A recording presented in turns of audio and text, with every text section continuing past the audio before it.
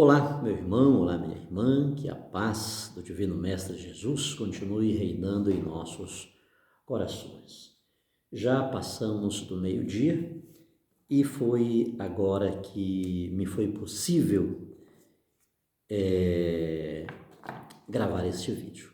Nossa primeira leitura extraída do livro dos Números, capítulo 20, do 1 ao 13. E o nosso Evangelho, São Mateus 16, do 13 ao 23, com toda certeza um texto bastante conhecido. Querido irmão, querida irmã, uma síntese desta primeira leitura, nossa primeira leitura, fala daquele momento que faltou água. Moisés bate com o bastão na rocha e sai água para todo o povo e os animais beberem, saciarem-se. E o nosso evangelho é a chegada de Jesus em Cesareia de Filipe e ele pergunta aos discípulos sobre sua identidade. O que eles dizem? O que vós dizeis? Então, é dentro deste contexto que anotei aqui umas duas palavras para refletir com você, meu irmão, com você, minha irmã. E eu parto da seguinte afirmação: conduzir o ser humano, conduzir um grupo de pessoas, liderar, conduzir um povo, sobretudo quando esse povo é uma multidão expressiva, não é fácil, é desafiador. Maior ainda se constitui o desafio quando esse povo está sendo conduzido através do deserto.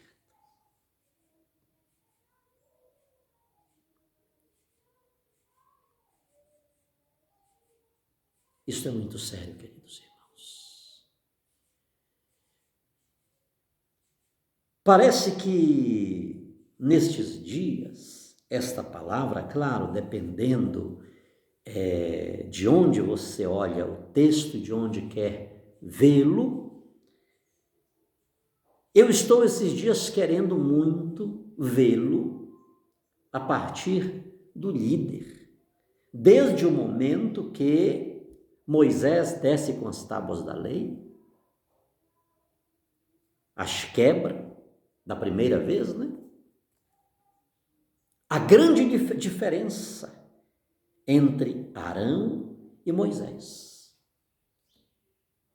Arão cavou. Moisés diz: o que este povo te fez?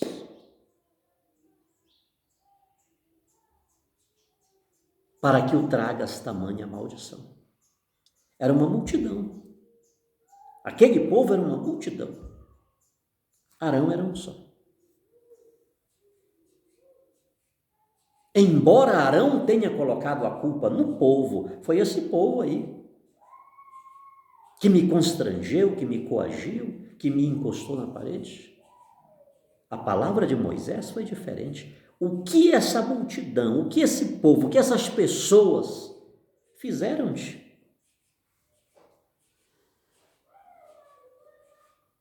Para que agora estejam sob maldição? Então, é nesta linha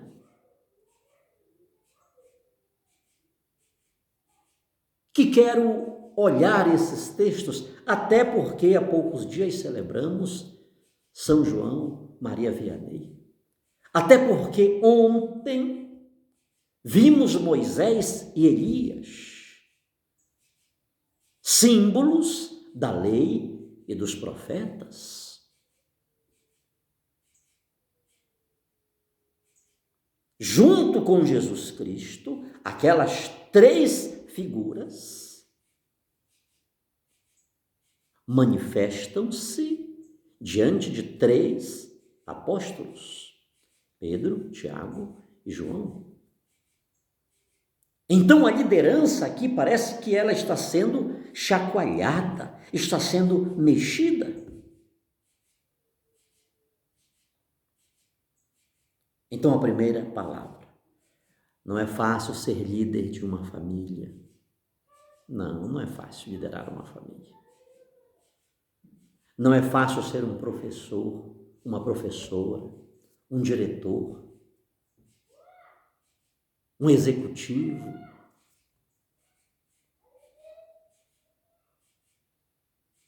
Não é fácil.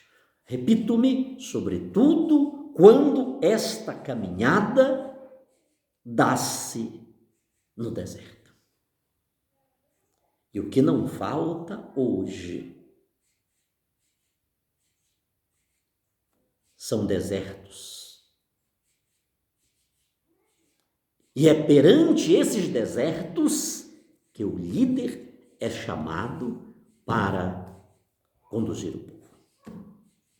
Ou seja, outra vez, Moisés e Arão, condutores do povo, mais uma vez são vítimas da murmuração. Por quê?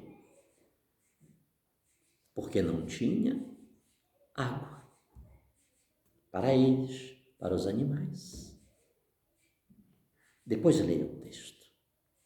Mais uma vez, aqueles dois líderes são encostados na parede. Aliás, Mara e Meribá, nome de dois lugares que ali aparecem, literalmente significam lugar da murmuração, significam lugar da prova, do protesto, da contestação. Eu poderia levar isto aqui para um outro lado, exatamente neste ponto, queridos. Exatamente neste ponto. Mas para não tumultuar a reflexão, porque é aí que eu não vou terminar mesmo esse negócio hoje. Vamos ficar aqui mesmo. Ou seja, o liderado, ele vai contestar. O liderado, ele vai murmurar. Ele vai ser posto à prova. Precisamos ter isto em mente. Muitas pessoas acham: agora eu aceitei Jesus, agora eu estou indo para a igreja, agora eu fui chamado para ser ministro extraordinário da comunhão eucarística, agora eu fui chamado para ser catequista, agora eu vou entrar para o seminário, fui aprovado. Meu irmão, prepara o couro, prepara o lombo. Muitos não conseguem. Quantos seminaristas que não recebem nem o diaconato? Não é fácil, queridos, não é fácil. É fácil fazer uma faculdade? O fundamental, o médio? Não é fácil. Não é fácil. A gente chega ali ao hospital, né? Todo estrupiado, aí o doutor atende a gente, calma isso, espera lá um momento, e pá, dá um... Aquele que entrou chorando, de repente está sorrindo. Isso já aconteceu comigo várias vezes. Um dia eu queimei os olhos aqui com solda, queridos. Eu estava soldando lá em cima, no telhado. Eu estava sem máscara, só com a lente, né? A lente pequena assim e soldando. E por um descuido caiu da minha mão. E não tinha outra, eu lá em cima, e eu continuei fazendo o serviço. Fechava o olho, né? E soldando ali, fiz o serviço. Mas da minha cara saiu. 3 horas da manhã, a minha filha Lídia teve que me levar ao hospital, queridos. Eu sem dormir. E no outro dia eu tinha que viajar para pregar em Belo Horizonte. Meu Deus, aquilo foi um martírio para mim. E fui, tive que ir. Eu não consegui dormir, 3 horas da manhã, eu fiz de tudo aqui e cheguei. Irmãos, oh, coisa horrível. O jeito que estava, eu tive que comprar um óculos escuro para colocar para eu poder viajar. Desesperado, desesperado. O médico me atendeu, né? E passou uma injeção, um colírio no olho. Queridos, naquela hora eu logo apaguei, dei um sono, uma meia hora. Quando eu despertei, para que me trouxeste aqui? Para que não está sentindo mais nada? Para aquele médico estar lá, queridos, não foi fácil. Quantos milagres, quantas graças a gente encontra nesses hospitais. Pessoas que chegaram lá que já não tinha jeito, né? Ele estudou muito. A nossa vida tem provas. Tem uma música antiga, né? um hinozinho. Oh, meu Deus. Tem crente que não gosta de passar tribulação, mas para entrar no céu é com lutas, meu irmão. Mas a luta vem e passa, não desanimes não. Quem crê em Jesus Cristo já tem a salvação. É reino contra reino, é nação contra nação, é filho contra pai, é irmão contra irmão, mas a luta vem e passa, não desanimes não, quem crê em Jesus Cristo já tem a salvação. Schopenhauer, ele diz que a vida é dor, a vida é sofrimento. E de um certo ponto de vista, queridos, é mesmo. Mas não esqueçamos que os olhos que veem as coisas ruins, ele também vê as coisas boas. Os ouvidos que escutam o que não presta, ele também escuta o que presta. O olfato apurado, ele sente o odor das coisas fétidas, mas também sente o aroma das flores. Não deixemos que a feiura do cotidiano não nos faça ver a beleza de chegar em casa cansado após um dia de trabalho, depois de tantos percalços, você é encontrado pela tua esposa, pelo teu filho, pelos teus netos, com aquele sorriso, aquele abraço, ô vô, ô vó. Ah, querido, isso não tem preço. Isso não tem preço. Não esqueçamos, se tem rosas, também tem espinhos. Não nos enganemos. Não paremos diante dos obstáculos. Não paremos diante dos obstáculos. A vida, o deserto que enfrentamos, ele só pode ser atravessado. O que foi que vimos há poucos dias? Só chegamos a outra margem se amparados em Jesus. É a mesma coisa do deserto. Tá bom? Então vai acontecer essa murmuração na nossa caminhada de fé. Precisamos ter. Eu pensei que agora é tudo mudar. Muda sim. Não poucas vezes para pior. Este texto, esta primeira leitura, termina com uma importante afirmação. E o povo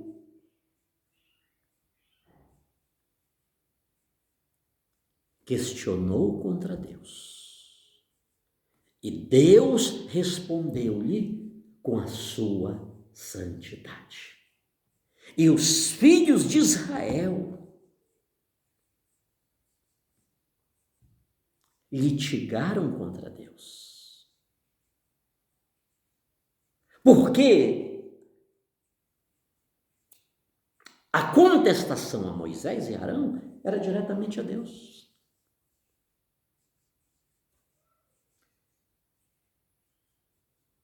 Os filhos de Israel disputaram com o Senhor.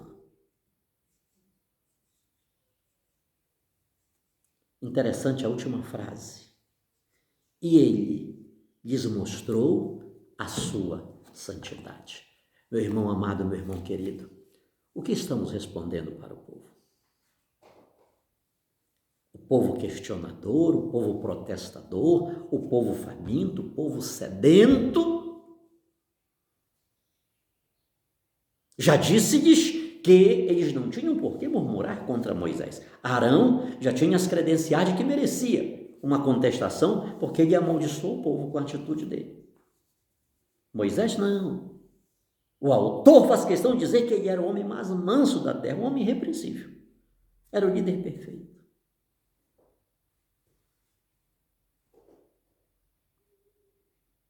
E nós, quando questionados,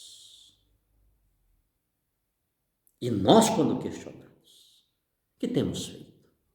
Deus respondeu-lhes com a sua santidade.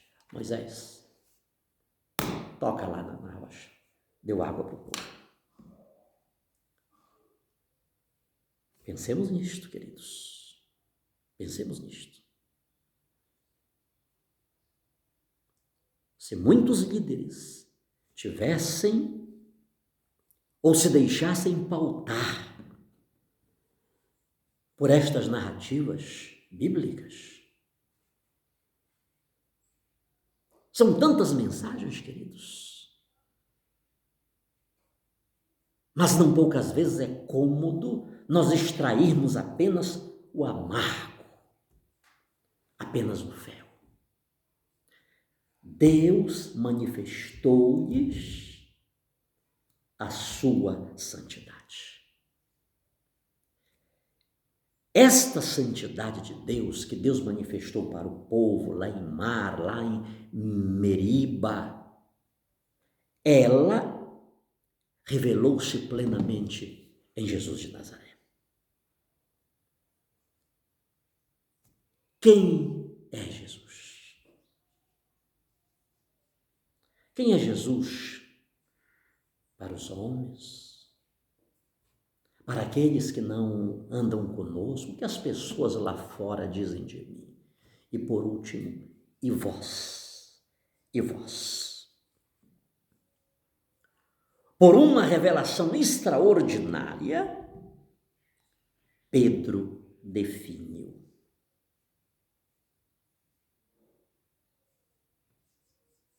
Por uma revelação extraordinária, Pedro definiu. Só esta palavra aqui, definiu, já jogaria tudo isso aqui por terra. Mas repito-lhe,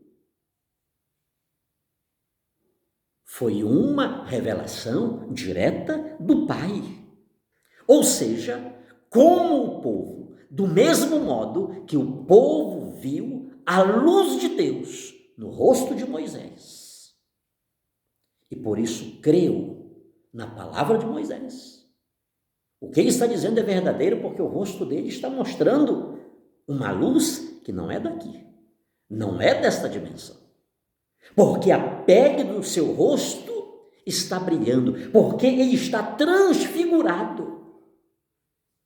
Ele reflete uma luz que antes não estava e agora já tem. Como é que fica esse negócio? Então o povo creu na palavra de Moisés, que recebeu de Deus. Não esqueçamos que Jesus é o verbo, é o logos, é a palavra de Deus por excelência. E quando Jesus perguntou-lhes: e vós? Repito-me, por revelação do Pai, Pedro diz: tu és o Cristo, o Filho do Deus vivo. Aqui está toda a diferença, queridos. Ou seja, aquele que é o verbo, aquele que é a palavra, foi revelado a Pedro. Não é coisa da carne nem do sangue, é do meu Pai que está nos céus. Então é em torno dessa palavra de Pedro, é em torno dessa proclamação de fé de Pedro, revelada por Deus, que a igreja, que nós reunimos-nos em torno da palavra de Pedro para, junto com ele, dizermos: tu és o Cristo, o Filho do Deus vivo. Sobre todos nós, a bênção desse Deus Todo-Poderoso, que é Pai, Filho e Espírito Santo. Amém.